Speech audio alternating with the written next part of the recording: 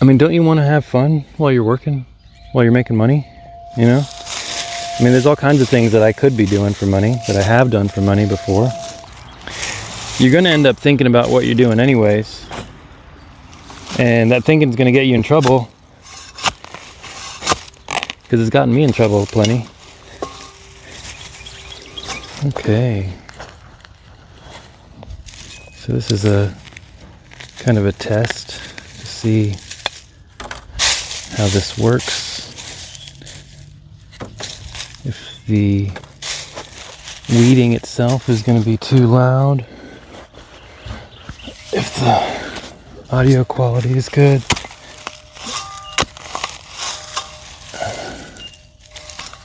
Let's see. But the idea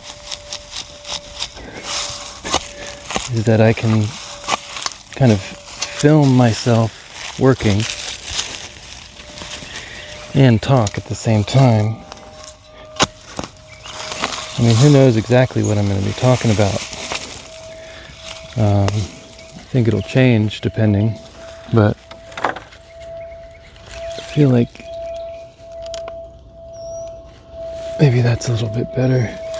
But honestly, I don't know. Are you able to see the work if you're looking at me? You know what I mean? So maybe a little bit lower. Something like that. So I'm out here, got these beautiful oak trees, and got the cast irons and the caladiums that I'm keeping. The rest of it, the torpedo grass and the dollar weed. And I don't know the name of this one, but we're getting rid of that too. There's a ton of it. And just kind of cleaning up this base area around the base of this twin oak tree situation that's right behind your view. Right behind your camera is two oak trees coming out of the same area. Kind of cool. And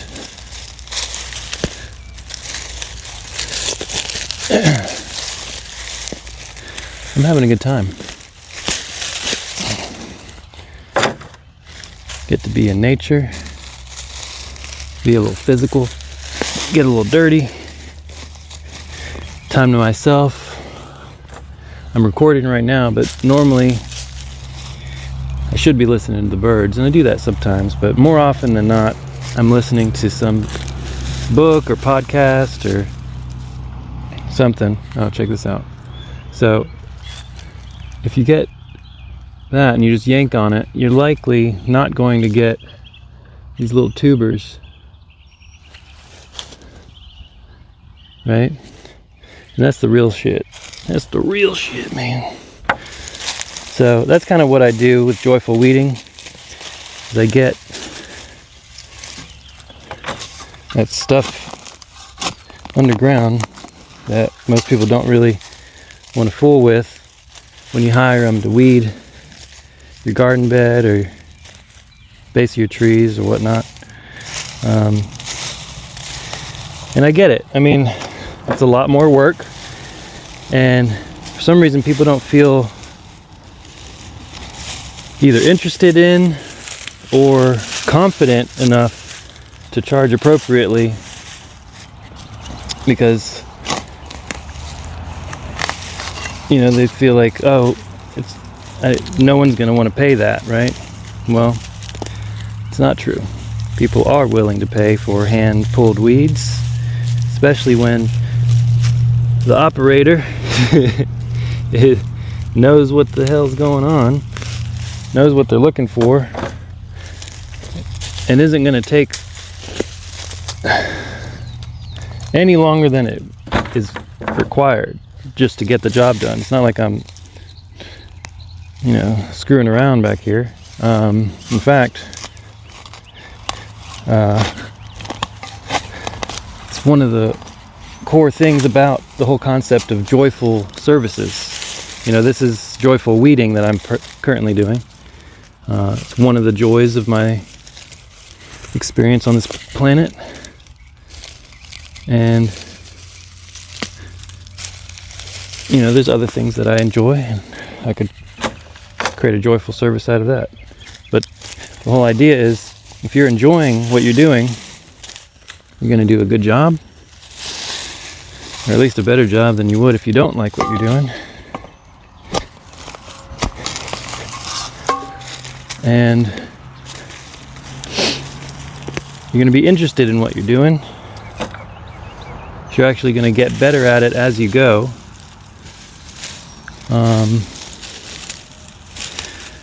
And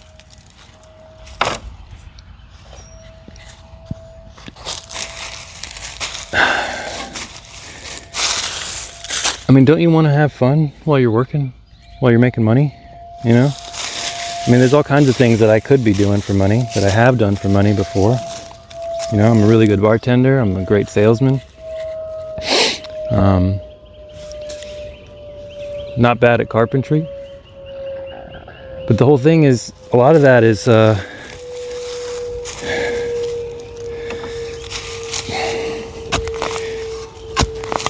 kind of messed up by the whole thing about following orders. See that?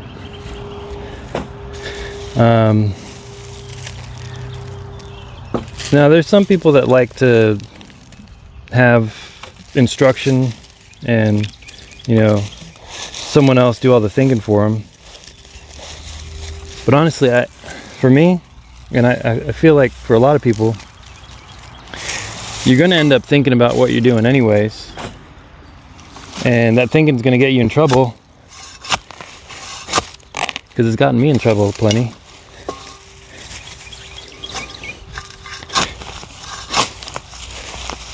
In fact, when I was doing carpentry, the guy I was working for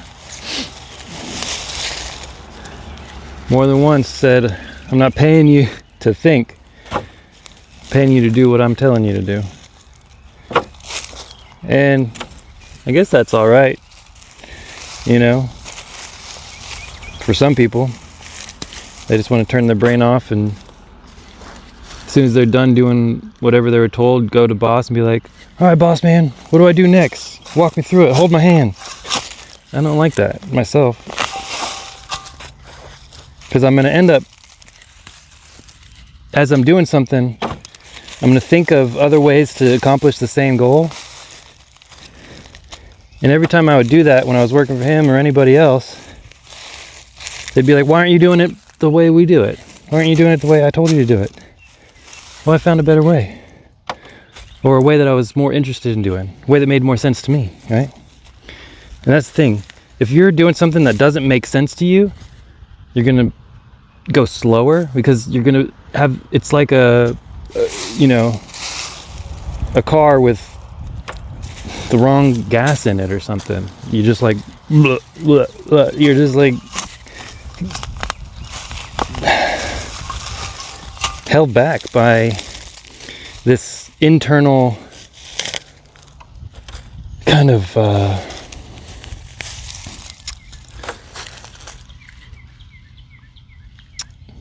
conflict, right? Like between what you're supposed to be doing and what you're intuitively feeling called to do. Like what makes sense to you in that moment. And like, you know, I don't know if you've heard of human design. I haven't done too much into it, but I know that I'm a splenic, whatever it's called, which means that, I mean, regardless of any of that being true, it does track that I am driven and guided in the moment. In other words,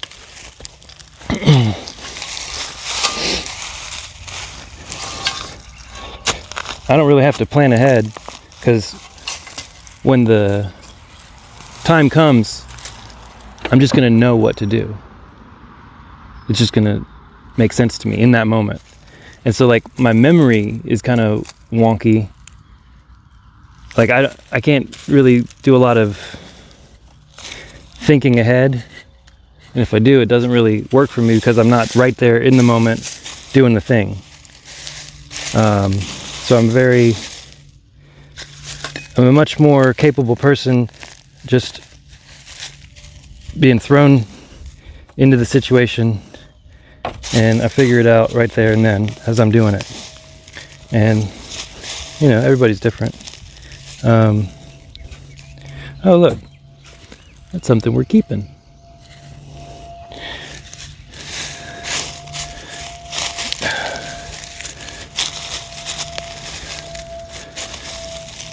So anyways, I'm just,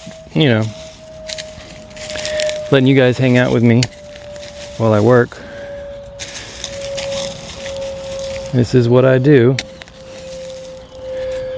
pretty much all day, every day. No, not really. I do a lot of different things. I teach. Ooh, we got 2 of them. I teach drawing. Probably eventually going to teach painting. I do paint. And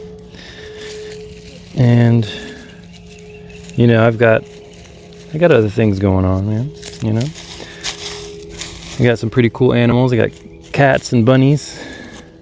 Maybe I'll show you some of them someday. Actually, I guess I have. If you've watched any of my other long form channeling videos where it was just the audio that I recorded, I put in video footage from my life. A lot of it involved the animals. And so, I guess we can talk about that. So, a while back, like I said, I was doing other things. Right before 2020, right before the pandemic, I was bartending and serving at a restaurant on the beach, and pretty content with that. I was making decent enough money. I had a roommate and my cats, and I was recently separated from my ex-wife, and starting a new life. And I had a new partner, and then the pandemic came around, and didn't really want to go back to the service industry.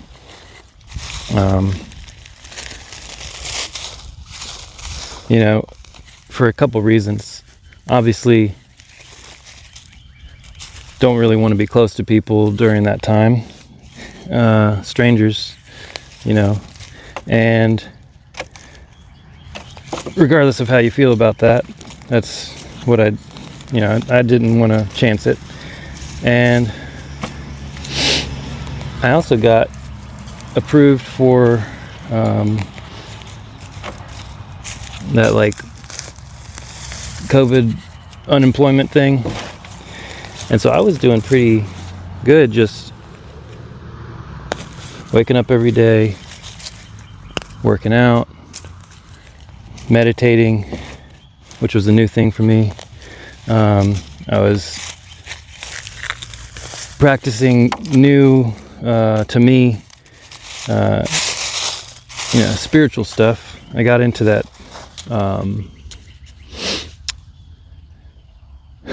thing called Mind Valley, with all kinds of courses and different things, and I was doing that for a little while. And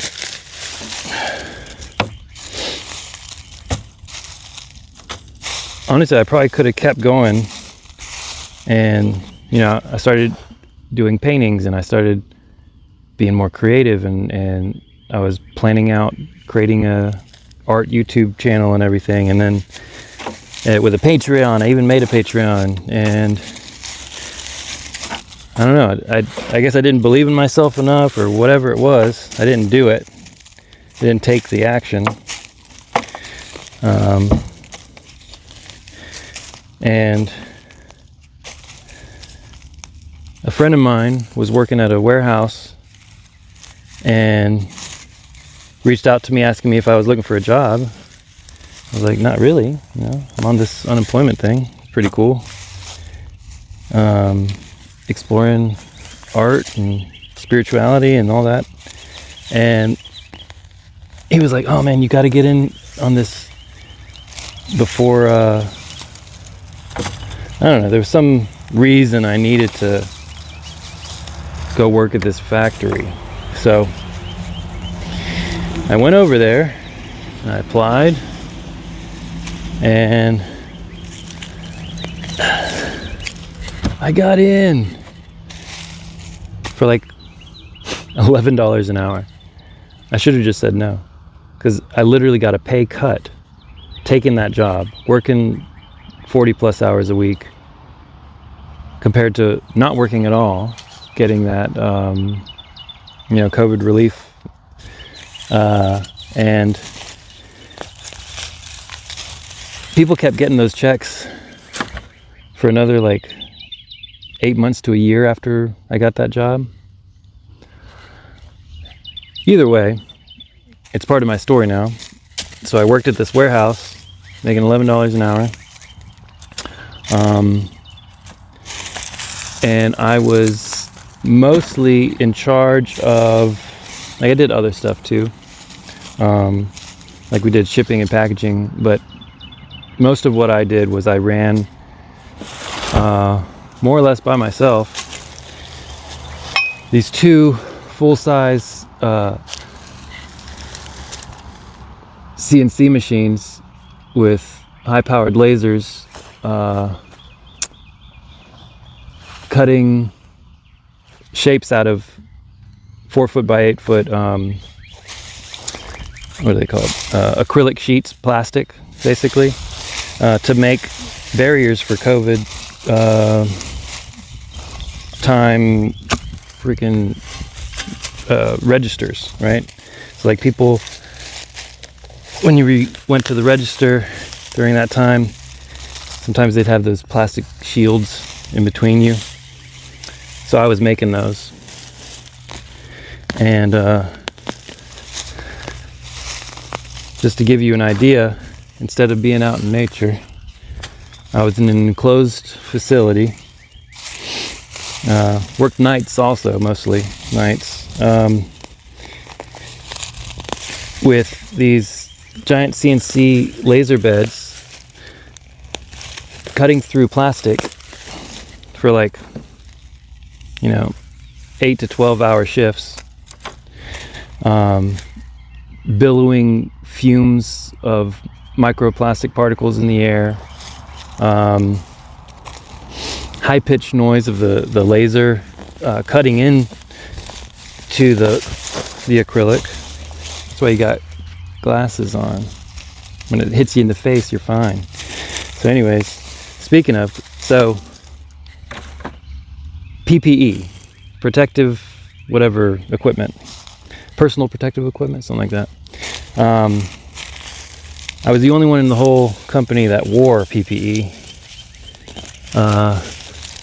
I wore the goggles because when you are maintaining a laser bed, you got to look at where the laser's cutting and make sure it's cutting right and everything. Well, I don't know if you know this, when you look at a laser, it's causing damage to your eyes. And so I wore my goggles.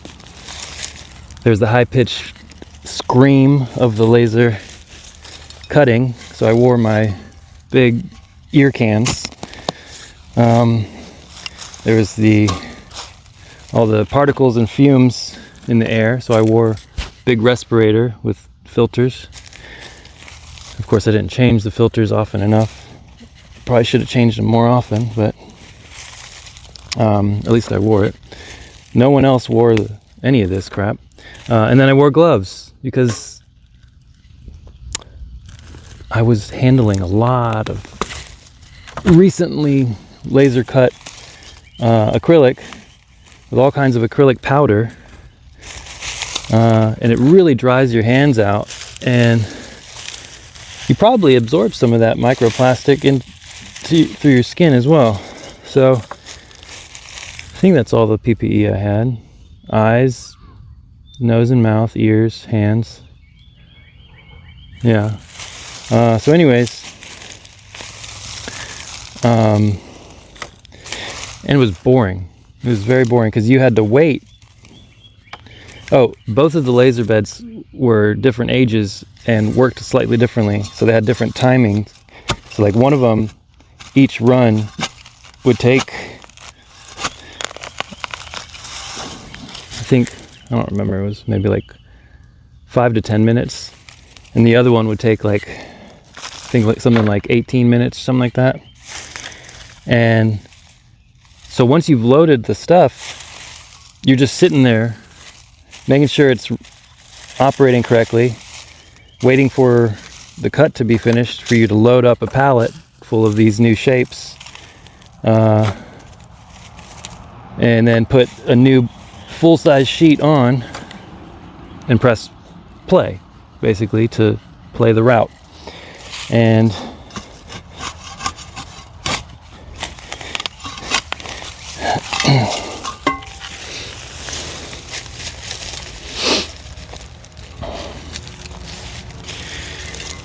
so it was boring, and I literally fell asleep a couple times. So that's when I really started getting into listening to audiobooks and kind of podcasts, but mostly audiobooks, really. I listened to so many books doing that job. And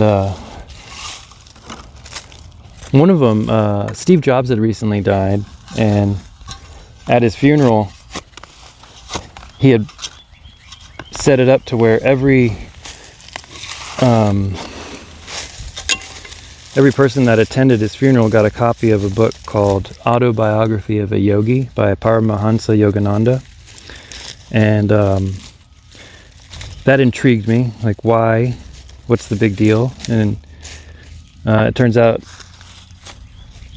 Jobs had read that book once every year through most of his life, since after he found it at some point. And so that seemed like something worth looking into, and so I did. And man, that was an eye-opener. But yeah, I listened to a lot of content like that. You know, some of it, you know, you got to use your discernment for everything. So, and you know, everything has some type of value. Even if it's wrong, you're still going to learn something from it, or at least learn something about yourself when you're reading something. And that's why I think it's important to go back to old material and read it again to see how you take it differently, because you are a new person. You know, with every new moment, every new thought, every new experience, you are different because you have different context.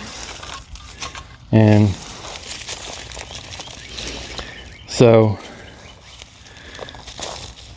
I'm kind of grateful for that dangerous, boring $11 an hour job, because I read a lot of books, and I had not read a lot of books other than like a few years back I got into listening to fantasy sci-fi kind of books, you know, Brandon Sanderson, Patrick Rothfuss, Ramez Nam, Orson Scott Card, all that kind of stuff. So I think we're gonna be moving over here. Let's see.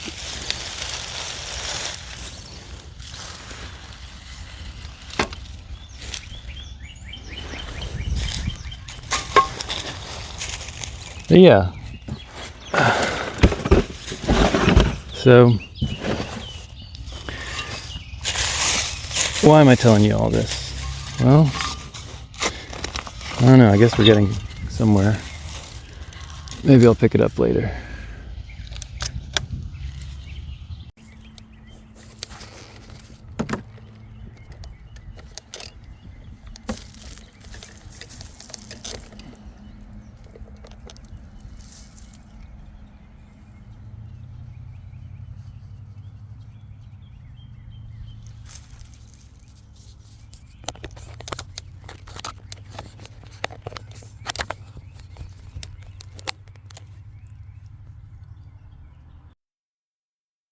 1, 2. Alright, that should be decent. Let's see. So, as I was saying, I was exploring, fiction, fantasy, sci-fi, exciting stuff, fictional stuff,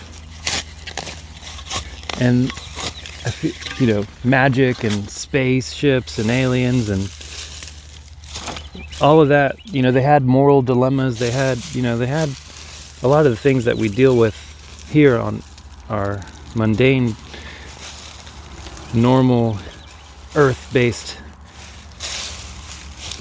modern life. It kind of made it more interesting with magic systems and spaceships, alien races, and all that kind of stuff.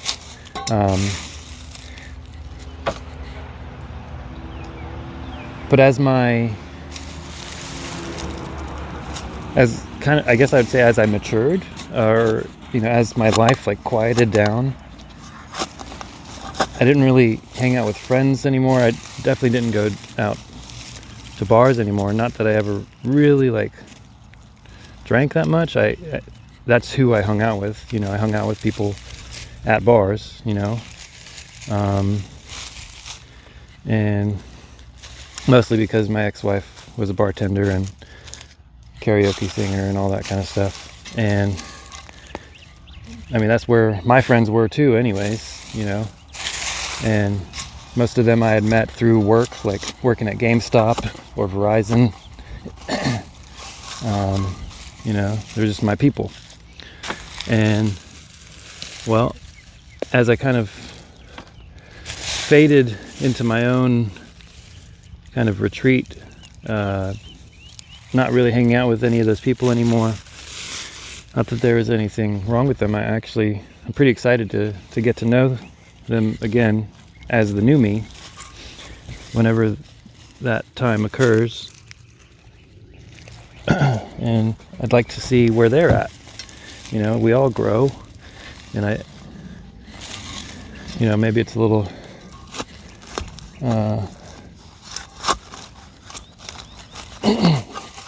out there, but I mean, I'm pretty out there. So if you're listening to me,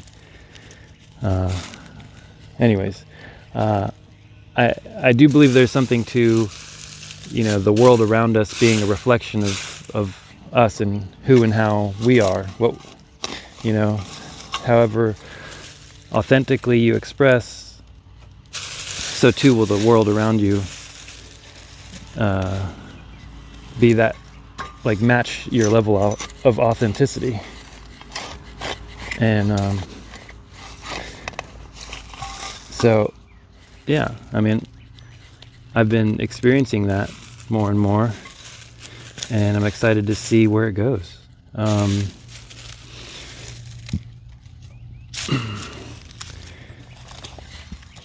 The world is certainly changing, for each of us.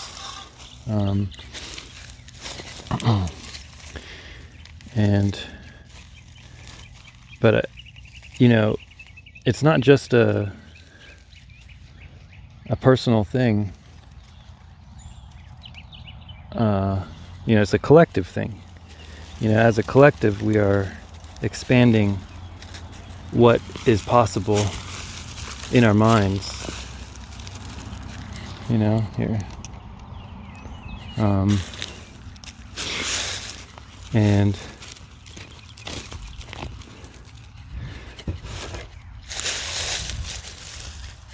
as we open up what we're willing to accept as potential, as possibility, more truth will emerge that we would have never even accepted in the past. For me, one of those things is how time works, and how in a very real sense, the only time that ever exists is now, this now moment, this ever-present now moment. And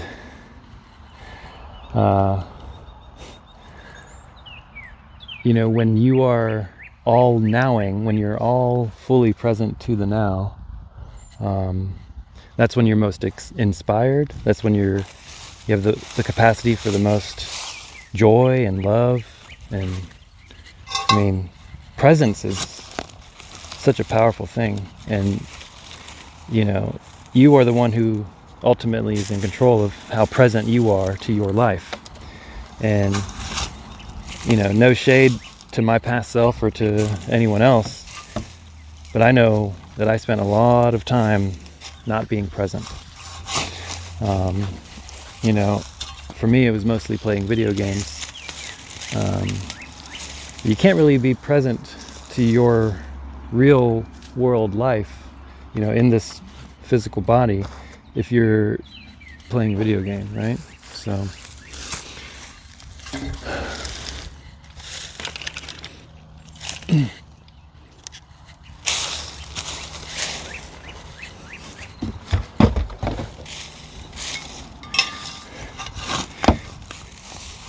and it's funny because I've more or less always been an artist, a creative person. You know, when I was a toddler, my babysitter was an art teacher, and so I started doing hand painting, finger painting, you know, before I can even remember. And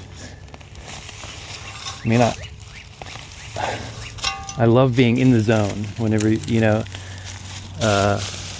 when you're in flow state, when time and, you know, all thoughts of anything outside of whatever you're currently focused on just fade away. You know, in sports, they call it being in the zone. There's a guy named Steven Kotler who's done extensive studies into the flow state. There's all kind of little creatures running for cover. But yeah, when you're, you know, in the zone, in your flow state,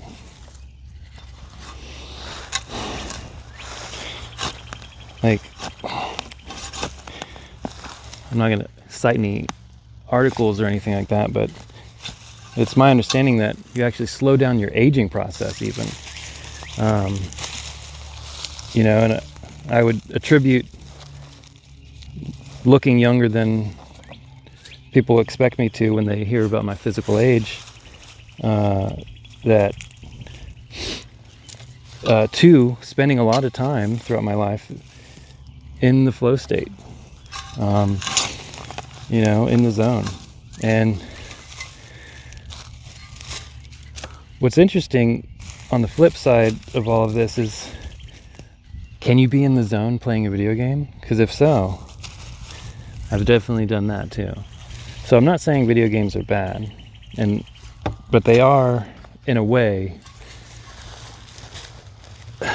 not being present to your, you know, true physical reality. But I mean, I've learned a lot of lessons. I've lived a lot of lives, solved a lot of puzzles. You know, I appreciate my time playing video games.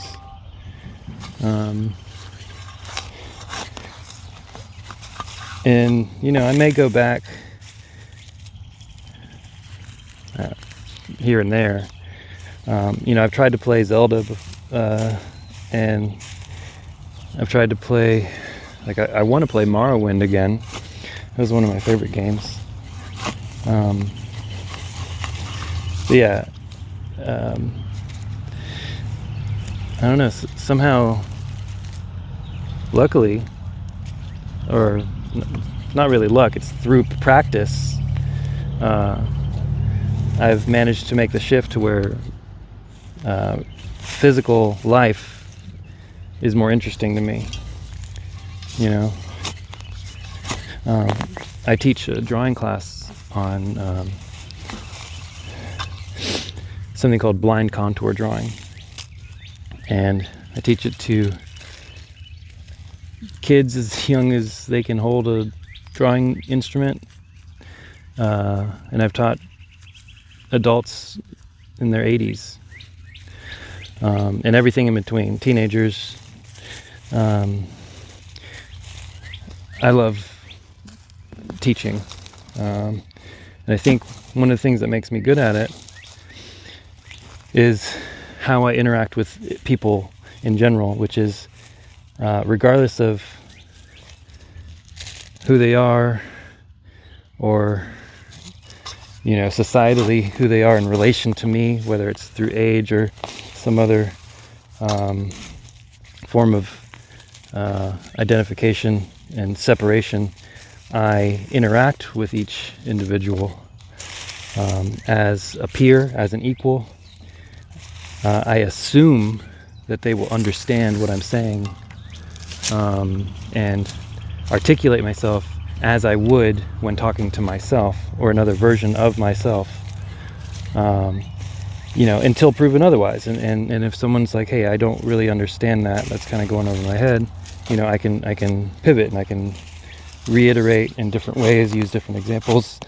But like, I don't do baby talk. I don't assume negligence. I don't assume, that you're dumb or anything like that. And the children especially appreciate it. They get drawn right in and spend a lot of time with me. Beyond what the parents would have thought possible. They're like, wow, that's the first time I've ever seen my kid that locked in. That's the quietest my kid's ever been, and because they're focused on the drawing process. And that's the whole thing about blind contour drawing, is that you can't think while you're doing it. It's a foolproof way to get in the zone. And you don't have to be an artist to do it. And that's a whole other conversation about what is it, what makes an artist, what is an artist, because I've come to learn that we are all fully capable of being what one would call an artist.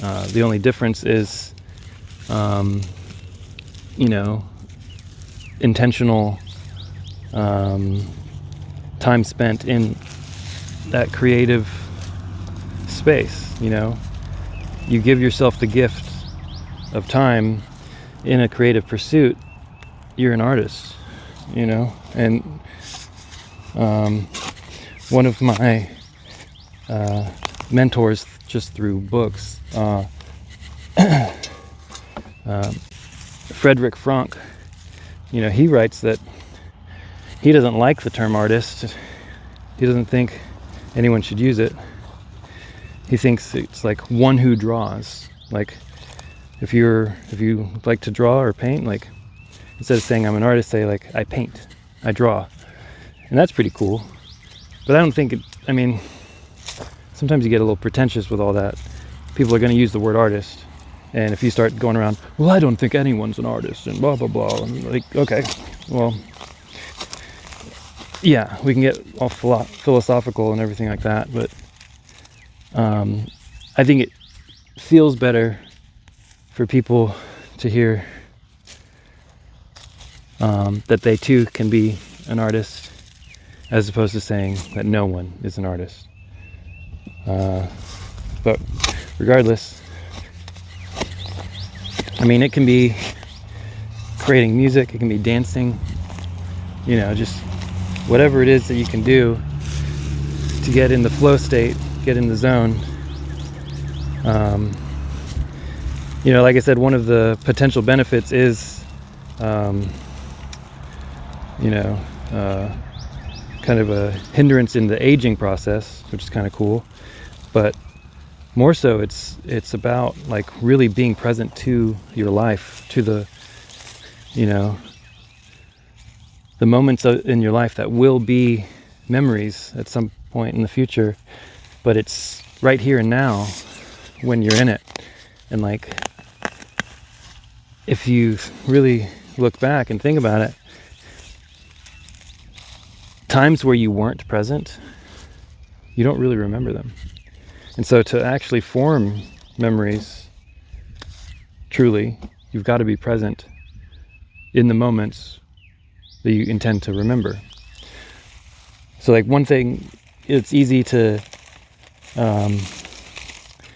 test this on is like, okay, look at something that you maybe recorded a video of on your phone and try to remember it without the video, and it's probably kind of difficult because you were recording it for some future moment to share it either with yourself or with others in this digital format, as opposed to truly being present so that you actually have the memory that will stay with you, with your soul, you know, for all of eternity. Like, your time in this body, you are building up experiences and memories that will stay with you past the point of death. I mean, and that's a whole other thing, you know, if you align with me on that or not, you know, we can definitely explore that. I've certainly studied a lot of near-death experiences and you know, past life regression sessions through hypnosis, and all that kind of good stuff. And I've actually had personal interaction with deceased spirits, the spirits of deceased loved ones, both through the assistance of a separate person, a medium, who assisted me in communicating with my father in this case, sometime after he passed. And long before that, when I was a kid, I used to be visited by my grandfather's spirit. He's one of, if not my specific guardian angel, but he is one of my angels at the very least, but I think he's my guardian angel. But anyways, he used to visit me a lot when I was a kid, and I was, you know, scared of it several of the times, but I did normalize to it at some point and had some somewhat brief but enjoyable and memorable, because I was present to them, experiences. And I can share those, but yeah, okay. So let's see.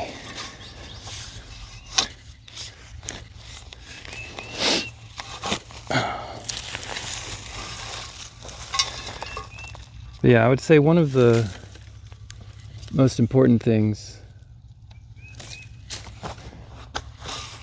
to developing a practice of presence in your life, something that can really help, is guess what? Meditation practice. What? Never heard of that before. Yeah, I know it's, for very good reason, been gaining a lot of popularity over the past few decades, this practice of meditation. And, you know, there's a lot of different teachers and ways to go about it, schools of thought on it. I think they all have their own value. But I do think it's important not to get lost in the specifics of, you know, how you do it. It's more about just your intention to sit in a non-doing state but a being state, you know, something like this, and sitting any way, but closing the eyes is helpful, because most of your mental stimulation is from the visual senses. So if you can close those out, even if you have noises all around you, it is a lot more a lot easier to get into a meditative state. And it's a practice of being receptive, because there is communication coming to you, at all times.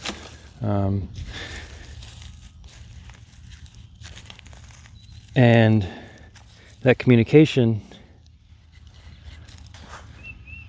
at its true source is from God, however you want to describe God.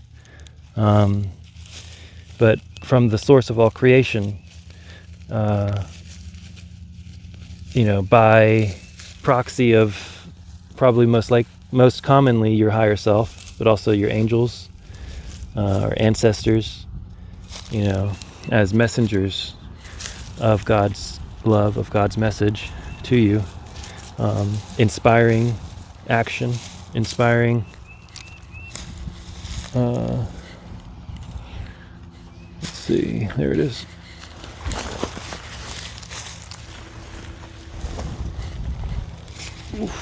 Okay, interesting.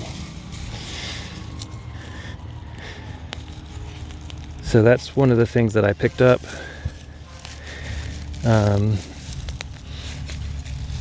I think I started listening to the Michael Sandler podcast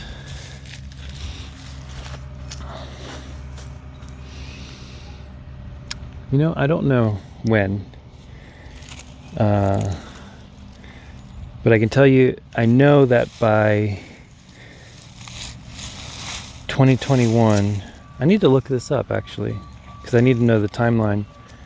Did I start automatic writing before my father passed? I want to say yes, but I'm not sure. But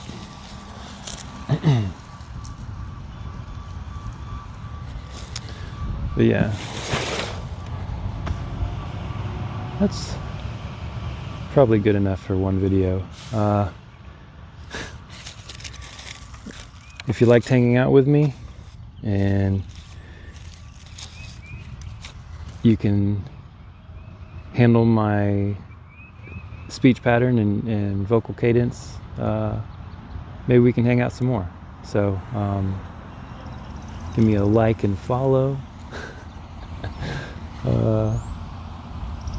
And I'm gonna try to be more consistent here, and just more raw and honest, and showing you just every day what it is to be in Miguel's world. All right.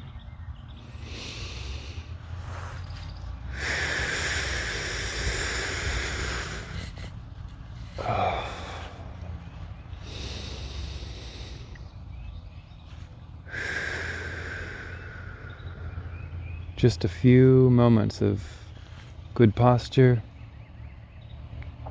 deep intentional breathing,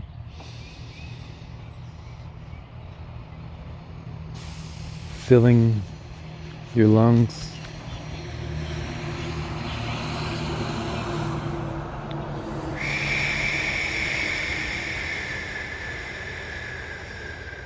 slowly blowing out through pursed lips, holding with no oxygen.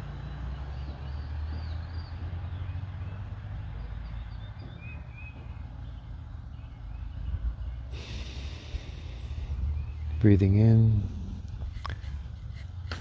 And as simple as that. I feel more present. I feel more in my body. I'm ready to go. See ya.